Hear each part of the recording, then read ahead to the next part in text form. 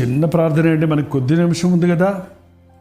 మరి సామెతల గ్రంథంలో నుంచి ఒక మాట ధ్యానిస్తున్నాం.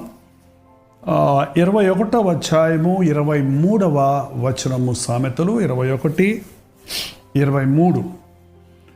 నోటి నాలుకను భద్రము చేసుకొనువాడు శ్రమల నుండి తన ప్రాణమును కాపాడుకొనును. నోటిలోని నాలుకను భద్రము చేసుకున్నవాడు శ్రమల నుండి తన ప్రాణాన్ని కాపాడుకుంటాడు. చాలాసార్లు మనకు తెలియకుండానే మన నోటి మాటల వలన మనం చిక్కుల్లో పడుతున్నాం. అనవసరంగా మాట్లాడి నష్టాలకు పాలవుతున్నాం. తొందరపడి మాట్లాడి తప్పు చేస్తున్నాం. అవతల వారు మనల్ని